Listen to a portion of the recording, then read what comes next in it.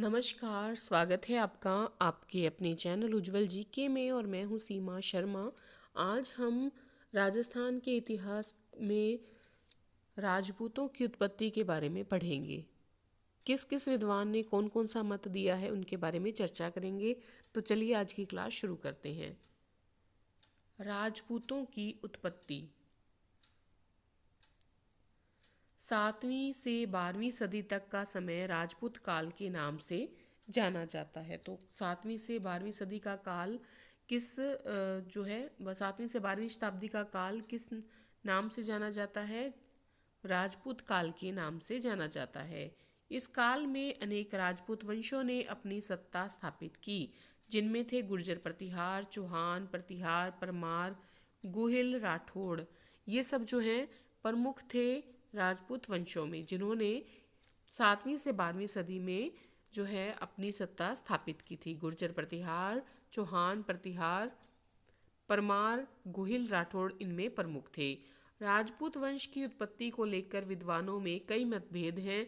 कुछ इतिहासकार इन्हें भारतीय मानते हैं, कुछ इतिहासकार जो है इन्हें विदेशी जातियों से संबंधित करते हैं। ठीक है, तो मुख्य रूप से हमें राजपूतों की जो उत्पत्ति है उसमें दो मत जो है दिखते हैं। पहला है राजपूतों की देशीय उत्पत्ति का सिद्धांत और दूसरा है राजपूतों की विदेशी उत्पत्ति का सिद्धांत। सबसे पहले हम बात करेंगे राजपूतों की जो देशीय उत्पत्ति है उस सिद्धांत के बारे में।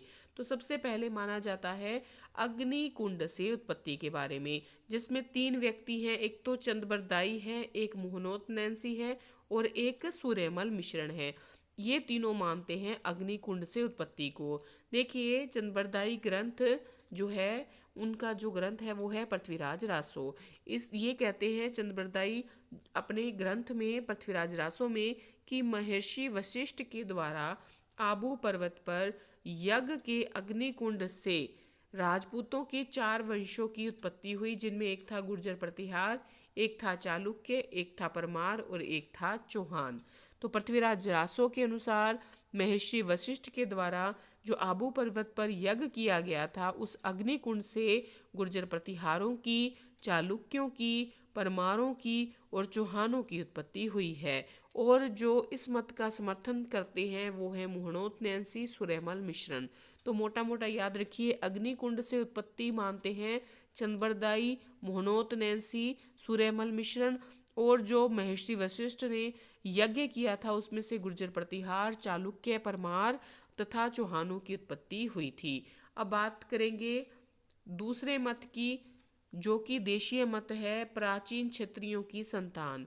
इस मत को सर्वमान्य माना जाता है। तो याद रखिएगा, ऐसा कौन सा मत है राजपूतों की उत्पत्ति के बारे में जिसे सर्वमान्य माना गया है? तो वो है प्राचीन क्षत्रियों की संतान। तो सूर्यवंशी और चंद्रवंशी इसमें आ जाते हैं और इसके समर्थक हैं पंडित गौरीशंकर, हीराचंद ओझा और दशरथ शर्मा। इनका क्या मत है? ये मानते हैं राजपूत प्राचीन सूर्यवंशी और चंद्रवंशी क्षत्रियों की संतान है। ठीक है, तो प्राचीन क्षत्रियों की संतान इस मत को सर्वमान्य माना गया है। और सूर्यवंशी और चंद्रवंशी जो है क्या कहते हैं, क्षत्रियों की संतान है। कौन मानता है? पंडित गौरीशंकर ओझा मानते हैं और दशरथ शर्मा मानते हैं। वैदिक आर्यों की संतान मानते हैं सीवी वैद्य। इनका मत है कि राजपूत जो हैं वो विशुद्ध रूप से वैदिक कालीन क्षत्रिय हैं। वैदिक आर्यों की संतान सीवी वैद्य मानते हैं, इस मत के समर्थक हैं। और ये मानते हैं कि राजपूत जो हैं वो विशुद्ध वैदिक कालीन क्षत्रिय हैं। ठीक है, आगे बढ़ते हैं। तीसरा एक और मत हमारे सामने जो आता है देशीय सिद्धांत का, उसमें है ब्राह्मण वंशीय मत। ये मत कहते हैं इस मत के बारे में डॉक्टर भंडारकर और गोपीनाथ जो शर्मा हैं वो समर्थक हैं। कौन समर्थक है ब्राह्मण वंशीय मत के? Doctor D.R. भंडारकर और गोपीनाथ शर्मा।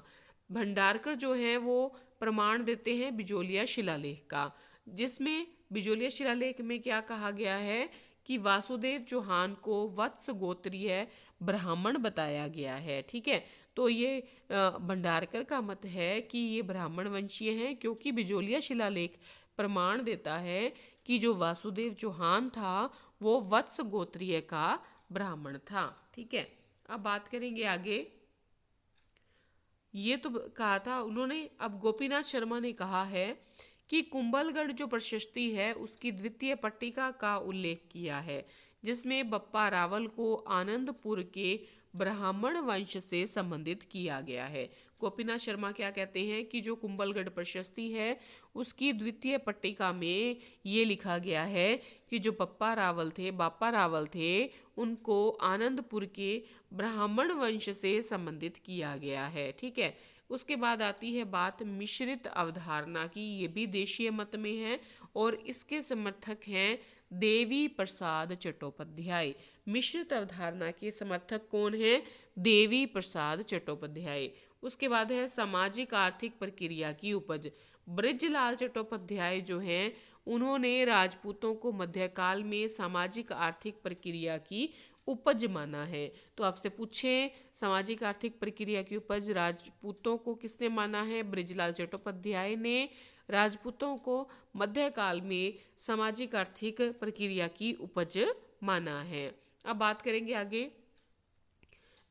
जो देशीय सिद्धांत है उसी में प्राचीन आदिम जातियों के वंशज, इस मत के समर्थक वी.एस. स्मिथ हैं। ठीक है, प्राचीन आदिम जातियों के वंशज हैं कौन? राजपूत। ये कौन मानते हैं? वी.एस. स्मिथ मानते हैं।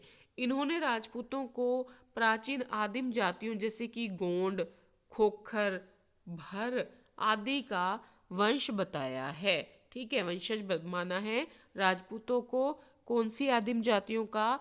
गोंड, खोखर, भर। ठीक है, और कौन समर्थक है प्राचीन आदिम जातियों के वंशज के? VS. Smith.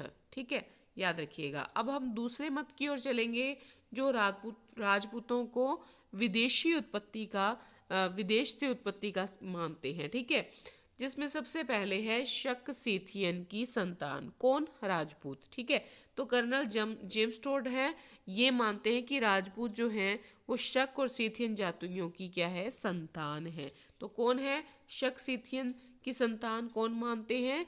Colonel James Tod. और कौन है? राजपूत। ठीक है, इस मत का समर्थन जेम्स टोड की पुस्तक के जो संपादक है विलियम क्रुक वो भी करते हैं। शक सीथियन की संतान है राजपूत, ऐसी विदेशी उत्पत्ति का सिद्धांत मानते हैं कर्नल जेम्स टोड, और उनके जो पुस्तक के संपादक हैं विलियम क्रुक वो दोनों मानते हैं। ठीक है, आगे बढ़ते हैं। एक और सिद्धांत है विदेशी जाति से विदेशी वंशज होने का राजपूतों का, वो है शक यूची गुर्जर हुण जाति के वंशज। इस मत के समर्थक वी.एस. स्मिथ हैं। ठीक है, तो क्या कहते हैं भी? ये शक हो सकते हैं, यूची हो सकते हैं, गुर्जर हो सकते हैं, हुण जाति के वंशज हो सकते हैं। वी.एस. स्मिथ का ऐसा मानना है।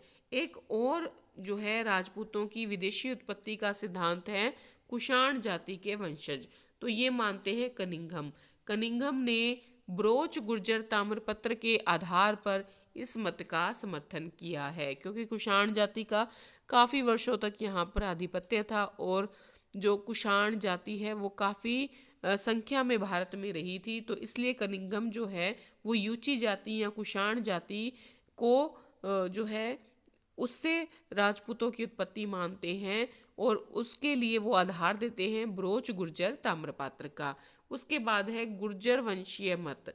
ये किनका है? इसके समर्थक हैं गुर्जर के डी.आर. भंडारकर और ईश्वरी प्रसाद। ये गुर्जरों को श्वेत हुण यानी कि विदेशी मानते हैं। गुर्जरों को श्वेत हुण या विदेशी कौन मानता है?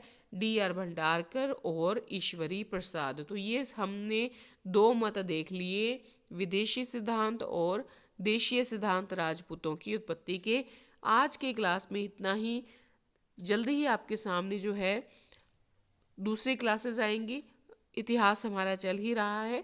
अगर आपको वीडियो पसंद आई है तो प्लीज़ चैनल को सब्सक्राइब करके पास के बेल आइकन को ज़रूर प्रेस करिएगा। धन्यवाद अंत तक बने रहने के लिए।